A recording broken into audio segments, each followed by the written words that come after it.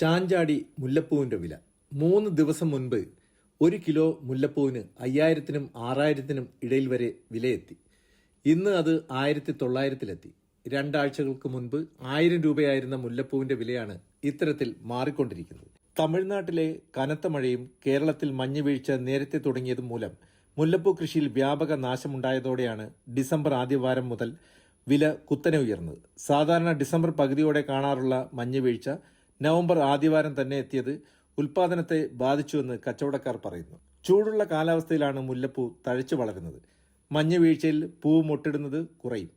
കനത്ത മഞ്ഞിലും ഇടമഴയിലും പൂക്കൾ ചീഞ്ഞതും തിരിച്ചടിയായി. രാത്രിയിലെ മഞ്ഞും പകൽ സമയത്തെ കനത്ത വെയിലും പൂക്കൾക്ക് ദോഷമായി.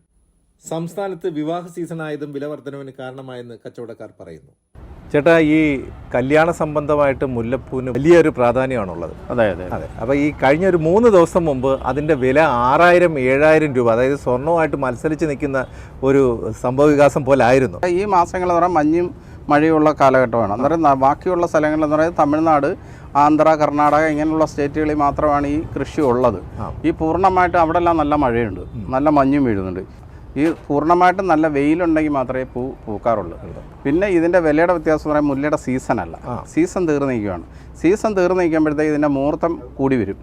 മുഹൂർത്തം കൂടി വരുന്ന പണ്ടെന്ന് പറഞ്ഞാൽ കേരളത്തിൽ മാത്രമേ കാണത്തുള്ളൂ മുഹൂർത്തമായിട്ട്. എങ്കിൽ തമിഴ്നാട് മുഹൂർത്തം കാണത്തില്ല, ആന്ധ്ര മുഹൂർത്തം കാണത്തില്ല. അതെന്താന്ന് വെച്ച് കഴിഞ്ഞാൽ ഇപ്പോഴത്തെ ഡിജിറ്റൽ ആയപ്പോഴത്തേക്ക് ഒറ്റ മുഹൂർത്തമാണ്. ഈ ഒറ്റ മുഹൂർത്തം വരുമ്പോഴത്തേക്ക് ഈ ഉൽപ്പന്നം മൊത്തം എന്ന് പറഞ്ഞാൽ ഉൽപ്പന്നത്തിൻ്റെ സീസണും കഴിഞ്ഞ് നിൽക്കുമ്പോഴത്തേക്കാണ് ഈ മുഹൂർത്തം വരുന്നത്. ഇതെന്ന് പറഞ്ഞാൽ അന്നെന്നുള്ള മാർക്കറ്റ് ലേലമാണ്. എല്ലാ ദിവസവും ലേലം മാറിക്കൊണ്ടിരിക്കും. ഈ ലേലം മാറിക്കൊണ്ടിരിക്കുന്നതുകൊണ്ടാണ് ഇതിൻ്റെ വില പല മാർക്കറ്റിലും പല വിലയായിട്ട് വരുന്നത്. എന്ന് പറഞ്ഞാൽ എല്ലാ മാർക്കറ്റിലും ആവശ്യക്കാർ കൂടുതലാണ്. പൂവിൻ്റെ മുല്ലയുടെ കണ്ടീഷൻ എന്ന് പറഞ്ഞാൽ 24 മണിക്കൂറേ ഉള്ളൂ. 24 മണിക്കൂർ എന്ന് പറഞ്ഞാൽ 12 മണിക്കൂറിനെ വെച്ച് കസ്റ്റമറിന് നമ്മളെ കയ്യിൽ നിന്ന് പോകണം. ഉപയോഗർക്ക് 12 മണിക്കൂർ കൊണ്ട് ഉപയോഗിക്കാം. വീണ്ടും കടക്കാരന് 12 മണി കഴിയുമ്പോൾ വീണ്ടും സാധനം വന്നു കഴിഞ്ഞു.